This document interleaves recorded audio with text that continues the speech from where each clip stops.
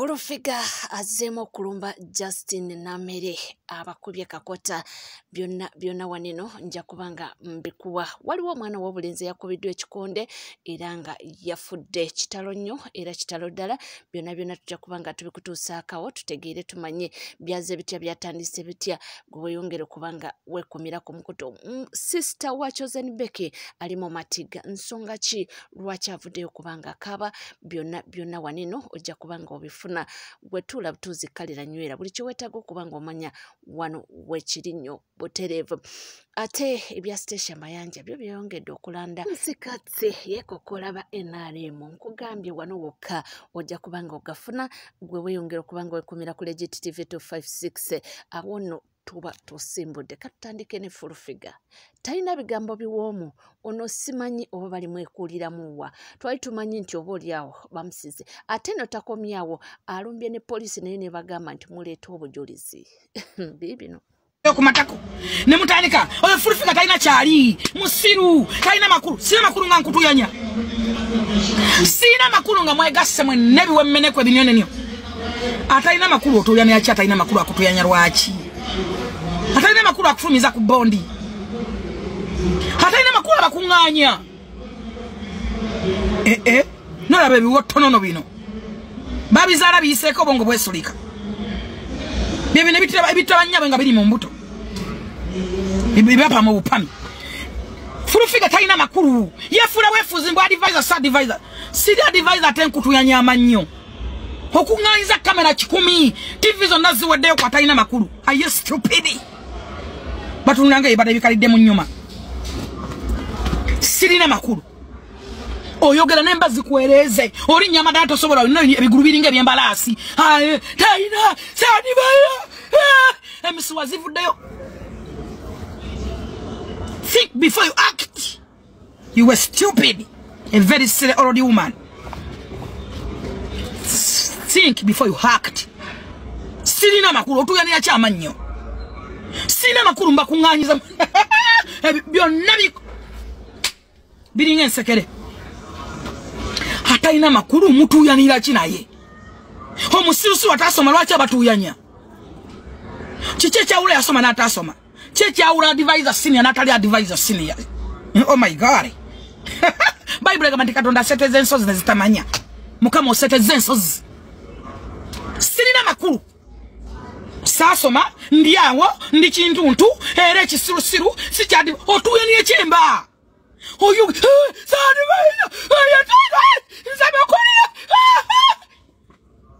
what's wrong with you? Are you a deadly body? Are you foolish? A foolishness. Atalina makulu lwaki akutuyanya Fulufiga ate olumaze okwambalira abo nakwata senga kulandama simanyi ono omukyala naye munyiivu yabagambye nti alina obusungu bwe ku mutima talina gwatira ku liiso n'atanvuma nga muzeeyi Museveni ampadde emmotoka temumanyi ntalo zaffe gye ziva njagala buli muntu otandika okukwata flashback buli muntu gwennyomba naye ate nze sizikiza oyo omukazi yeeyita omusamiza tali musamiza samina emmando ezaamulemera yenna yakonziba alinga ekkoli okumatako anwanya okuva muzeeyi Royannonda buli meeting gye yakola nga ayagala muzeeyi amulonde yeerayiza ku busawo bw'abasamiza bwataliiko yekoze ebintu ng'avuma nze omuntu ogu n'okutandika okwogera ku social media atandikira ku nze njagala muzeeyi flashback z'omukazi oyo yakunkumuka alina ebinnyo by'embwa mukama mwe mulowooza nze siri muntu gwe bavuma nze ndi self-made neemalirira nsobola okulwana entalo zange tojja kunvuma nsirike oyo omukazi talina waatanvuma mumunoonyerezeeko bw'ovaayo n'oyogera n'ogamba n'ovaayo n'oyogera ng'olina payini yo nga bagamba avuma kuno kuliko atavuma kuliko kuno atabwemula abo basenga babasomesa ebyoya by'obusolo simanyi ebiki mukunkumuka simanyi obutiiti tebabwemula oyo omukazi omupya alinga kadomola katawaaza tabairaawo buli kaseera nga boogera banyampira ku ziraivu boogera ku busolo kino ekikazi ekibi ekiddugavu ekiringa ekkoli omuntu ana ekireega n'obusolo ebwenu ekyebamba kiti kubanga kiri kubanoonya tebawemula kuliko atabemula okwo kuno kuliko senga atawe mulani yabagamba mbu senga kubeera kuwemo ngubi Jennifer Fulufiga ate olumaze byonna nawe abasajja amagezi olabagana amagezi simanyi oba abakyala banagakkiriza oba abakyala bajja gabulira bulungi bibino ddagala ligenda okutereza mukazi okumuzzaako oba kumana mukazi wakubi nze ne bange simukiriza kuba nange nzeka fe tuba ne stress kati abadde awanjanja batuulaawo ena neyeraliikirira n'akola ki mba njagala agende wa mujja wange afuneko gy'alaga katugenda mu politics wakwerega wakwevuma wakola ki wakwestressinga oli akogeddeko ebigambo ku social media na postinze bitaliiyo omusajja muleka muvinge ola tokuba mukazi yimuka genda owagalufu genda osuleke ewalala ate buli onoyenda naawe obwongo psychologically bukakana nebyakumi watakyabijjukira ne bw'otayende kubanga kiri kiba kikuluma kiri kati oba olaba nga yamusasudde amaanyi g'omaliya ku mukazi okuba omukazi kolemu sekisi omukazi omulala tuvuddeko waliwo amawulire agatali malungi nti waliwo omuvuka nga badde musuubuzi awo ku hamu shopping ground naye juzi wanene yakubidde ekikonde ekyamujje mu bulamu bw'ensi eno kigambibwa nti omwana mulenzi ono Fred abadde ayinawo edduuka erya Ham Garments mbu yafuna misunderstandings oba obutakkaanya ne wakameti we mbu ne balwana oli n'amukuba ekikonde mbu n'amukuba ekikonde ekyamuviirako okubanga yaddusibwa emulago era n'asibira mu intensive care unit munnange okukkakkana after 48 hours omwana mulenzi oyo bamulangirira ng'avudde mu bulamu bw'ensi eno kitalo nnyo era kitalo ddala yoyo gwolaba mu kifaananyi oyo ye mwana mulenzi yava mu bulamu bw'ensi eno nga tuvuddeko era nga tweyongeddeyo mawulire ag'enjawulo ye mwana muwala Ruth Koganja ono nga muganda wa Chosen Becky akabi ayozezza ku munye ng'agamba nti ab'enganda bamusosola famire ye yennyini nti batuuka batya okukuza amazaalibwa ga maama we nga talina kyakimanyiko naye nga sisita we ali e Canada ye ng'akimanyi ne bamukolera surprise birthday party ye nga Ruth eyali mu Uganda nga talina kyamanyi naye nga oli ali ebweru e Canada nga buli kimu akimanyi era birthday party eyo neetuuka okubanga eggwako bagiselebratinga buli kimu ne bakimala nga ye talina kyamanyi yeekangira ku mutimbagano ng'alaba abaana bamubuuza nga tetukulaba mu butambi kanjogera amazima ekintu ekyali kinumye mu bulamu bwange bwonna nekinsigala ku mutima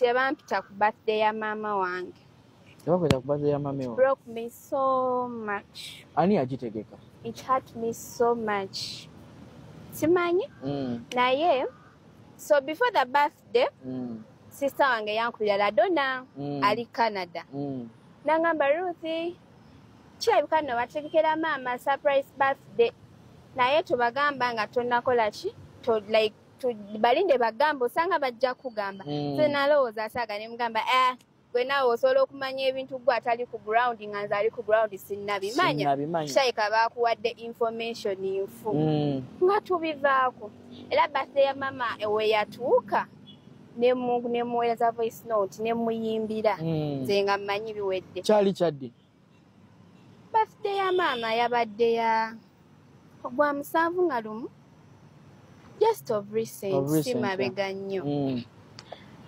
nyamuyimbira nga biggwa banaye nange ngenda okwekanga emisana nga nange nekyekanga nga ba outsiders ku TikTok nga bamukoledde birthday nga biri ku TikTok bitambula nange nabyekanga bwekanzi oh my god it broke me so much. Your sisters were part of the organization I think kubanga nali njogera tulina mukulu waffe bamuyita Daisy njogera naye buli kaseera like twanyumyanga but she couldn't tell me naina ne brother wange bamuyita Wycliffe he's my best friend naye teyaŋŋamba ate nga bonna baaliko ku function nawulire ate nengena nensoma like abantu bo bakinotisinga so nateeka video nga abantu bangamba gwe nga toliyo ku birthday ya mami wo simande family yo nayo yakubola n'abamwe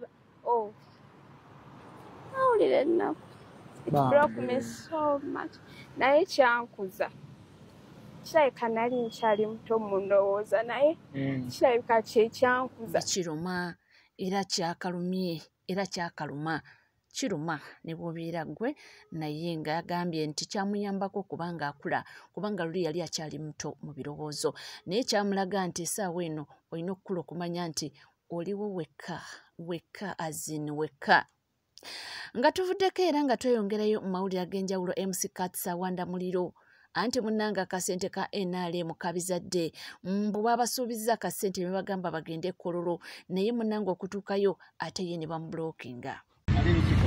So what's up, how you doing? My name is MC Katz. Apparently I put some tweeters on MC's getting money that was handed over to Mr. Frank, I think is the spokesperson of the government of Uganda, as in PR and management. He told me to be here at 10 o'clock. As you can see, you can't cross that path unless you have an appointment. I've been here for almost 2 hours. And they told me I have no appointment. They're all not picking. But this is it. Huh? All our man government here, I'm 7 years. Bobby Taina Nyochaba Singa, Naye Na Katona Babuka Kainzo Kwekolera or Mokatwara. You see, simple things like MCs. Huh? Kati Dinosmani Sakomio, Gabi Mulimu. Imagine Bameka Balatwarezo. I'm not standing here because I want money for MCs. I've managed to work my life very hard. But you make me come here at 10 a.m. in the morning, Buza Nimrod, Buza Mr. Henry, Buza Villa. I left work at 5 in the morning. And I'm here at 10 in the morning. You're all not picking. And the last person, Ankuto Manibangambie, government ebadeke emyaka ana, tebade na bakats. I'm 40 years, bro. Ebademu bakats nga tusanyusa abantu mwemini mujifunye wano technical know who you think you rule the whole world, but that statement mu government ebadewo emyaka ana tebadewo na bakats nze kyenaze wano kyabadde simple mwafunye 1.5 Mr. Frank mwafunye 1.5 billion shillings nze ninjamba gamba ba MC be asabala ba central abe mukono kale kakole mukono mbarara Kampala Nemulina ba MC bamwe ekifaananyi ekiri awo waba MC mwabajja waabo. Then somebody else told me nebagamba this bid was made in Jinja for political show hosts. Nengena nembuza ba Canary abakola the people who do political shows oyo mwami akola ku Radio 4 bona tebabimanyi. So Mr. Frank, you're a communication manager or something like that of State House. Mr. Mulaba Bobby wabakubira wali ku ground tabawa sente na baba hope nemwe ne hope entono gye tuba tufunye entono bwet era abasajja mwe bagitwala kati olabanza asobola okwogera ba MC bakola Kololo Bugolobi bya known olaba nazo muzitwala olezo myoga bikola bitya man apande muhozi tuyambeko. These people are becoming too much. Me, I have my people in government. Musibya abantu abatuufu bonna mbasibye ne temwagala mawulire. Ne abantu abamuna sente batwala zaabwerere. Like really. Kumulimu gwo. Abana be Kampala bano ba MC bano central. Kwata kekitundu kibawe. Nze kyekyandese wano. Bronze sikedde wano mbamwe broke human being. I'm not rich. And I'll say it again, but I'm not broke. But I know kids suffering. We worked our names here. Let it be even a political analyst. They worked their name there. A TV presenter worked so hard for people to believe they can, to have all these followings. But Batugamba, get me influencers to help the campaigns and post the campaigns. nga mukyatwala zino ezaffe zino zetukoleredde ng'ensi yonna eraba. You people MCs, you've seen them. MCs are not like, you've seen us. I can't cross that border, man. There's security. Frank, you told me to come here at 10. I'm going to show all your messages of your PR. I can't cross that place. I'm going to show all your messages. You know me, I keep my information, screenshot, and keep it. Now, your PR told me to be at 10. Now, right now, he's telling me those are the orders. Now, he calls me and tells me Museveni has been here 40 years. Has it been because of MCs and cuts? Perfect. I didn't record the call. I have my messages. Kangende wakane baka. MC cuts ebintu ye yakatandika okubiraba. Era kirabika ndowooza watandika okubanga agguka amaaso nti omusajja yakabawa n'emyaka giigyo kakati essaawa ya kakati ndowooza abadde tanabiraba kati watandise okubiraba naye nga mwenyamivu betya era nga bw'ombiraba kimuviddeko n'okukola akatambi ate nga Jozi era twamulaba ng'ali mu ssaati ya yeru waneeno bintu bya ssente. Ate ye Stesha Mayanja bannange sente zino mbagamba nti sente zifuuse sente. Stesha Mayanja gyenvudde kwa neno yakola ekipate ye n'agiyita National Peasants Party. Nagamba pate y'abalimi era nga ye president we pate eyo. N'atugamba nti pate ye tegenda kubanga evuganya ku bwa president naye ejja kuvaamu ba MP. Era twamanya nti pate eno evuganya bantu abo abali mu buyinza abalemereddwa okubanga bakola ebyo byandibadde biyamba omuntu wa wansi era abo abakola ebinyigiriza omuntu wa wansi naye kyabuuse ku bantu ng'eyo yo pate omukyala Honorable Stesha Mayanja gy'ayagala okulwanyisa ate nga gy'agenze okubanga ayimbire abakolereko ne kampeni badde mu buyinza. Kino kye kyanyiizizza abamu ku bamembazi abali mu pate era ne badraftinga ekipapula kye bakuntumye. Wabirabye omwami yabadde mu kambo yayogedde ebikankana n'agamba bano be bavumaganya opposition mu Uganda nabaleeterawo neno n'akatambi ng'omukulu Honorable Muhammad Nsiriko nga naye mukambwe ebitya ng'agamba nti abantu nga Stesha Mayanja be bakoze omulimu gw'amaanyi nnyo okubanga bavumaganya opposition nti mu Uganda teri. Kakati n'omwami omulala wuno avuddeyo kwegamba actually ebintu bingi nnyo bibavunaana Stesha Mayanja. Yagenze okuyimba ate ne bagamba nti n'ebintu bye beekola ku siteegi. President w'ekibiina omulamba nti mbu tebiweesa kitiibwa tebinaamu nsa. Kakati ono wuno naye avuddeyo tuwulire ye ki kyagamba naye nga abantu si basanyufu literally. Be balowoozesa opposition nti mu Uganda teriimu. Stesha Mayanja ye true definition of opposition mu Uganda tekola ki? If we still receive such people nga be bagenda okuyekera mu okujjako government kale kambabulire mu nsi muno kambabulire omuntu gwe nebaza mu nsi muno omuntu gwe namanya eyazanya finishing ye yali Bobi Wine jamwebaza kakensusu mu kaseera nga ba elders banne be bali mu music bakyemolera ku stage n'obuwala bakyabukwatirira mu bitundu eyekyama mu kiseera ky'okuzzukuza Bobi Wine ye muntu yekka eyabala finishing ye nti erina kuggwetya nti kati nyina okwadvancing okuva ku ddaala eddala. Onfuna bulungi? N'ayingira politics. Eyo ye finishing ekyasembedde ddala okubeera ey'omutawaana eyinza n'okulwawo okuddawo. Kubanga Chameleone bwe yagigezaako nga bamugamba kituufu ye gwe Joseph Mayanja naye Chameleone tetumwagala. Chameleone wayina ebikolobero. Kati Bobi Wine ye bwajjanga nga seta Kyagulanyi nti Bobi Wine abadde mulungi obulute butwawula obuyonjo time bomb ennyimba zonna nga zikola kisobola omweyogerera weeyonje ti Bobi Wine yazimba ekintu kyetiya Bobi Wine yazimba Kyagulanyi kati Chameleone yalema okuzimba Joseph Mayanja ng'olwaleero Bebe Cool bwayinza okulemererwa okuzimba Sali owa next kakati Stesha Mayanja ndowooza obiwulidde ojjako otya gavumenti ate nga gavumenti gy'oyagala okuggyako gwagikampeiningira gwaginoonyeza obululu gwabayimbira gwakola buli kimu be bakufandinga kwegamba agambye nti